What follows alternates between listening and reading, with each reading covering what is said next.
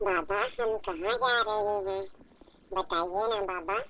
बेटा मैं आपको लेके जा रहा हूँ, हम कहीं बैठ के बात करते हैं ना, मैं आपको कोई स्टोरी सुनाऊंगा। वाह बाबा, मुझे बहुत अच्छा लगा। आज मुझे कहानी सुनने को मिलेगी। बहुत चल लिए बेटा, यहीं बैठ जाते हैं, बहुत देर हो गई चलते चलते। तो बेटा सुनो, मैं आपको एक मिस्र के शहजादे की कहानी सुनाता हूँ। वो बहुत नेक दिल शहजादा था, ठीक है। मिस्र में एक नेक दिल शहजादा हुकूमत करता था।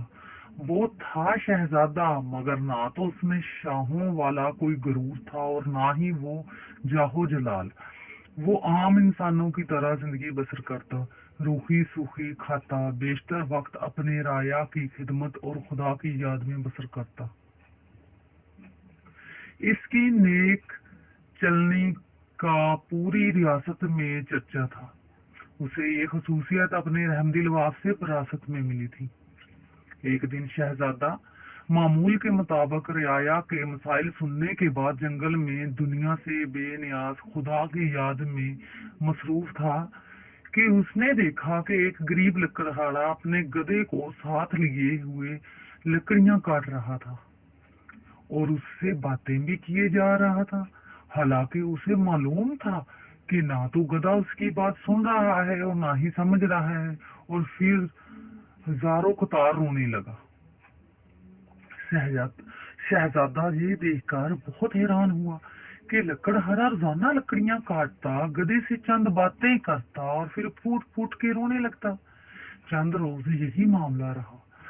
जब रहमदिल शहजादे से इसका रोना देखा ना गया और वो ये गुत्थी सुलझाने में नाकाम रहा, तो उसने क्या किया, बिलाखिर दरख्त की ओट से बाहर आ गया और लकड़हारे से पूछा, ए लकड़हारे, तेरी इस तरह बिलक बिलक के रोने की वजह क्या है? गरीब बूढ़ा हमदर्द इंसान सामने पाकर और शिद्दत से रोने लगा और सिसकियों के साथ अपनी बदबख्ती की कहानी सुनाने लगा। मेरा एक बेटा था। जब खुदा ने बेतहाशा दौलत से नवाजा था, हर तरह का ऐश उसे मैसर था, मगर उसे दौलत का गुरूर उसके तन बदन पर इस कदर हावी हो चुका था कि उसे अपनी दौलत के सिवा कुछ दिखाई ना देता था।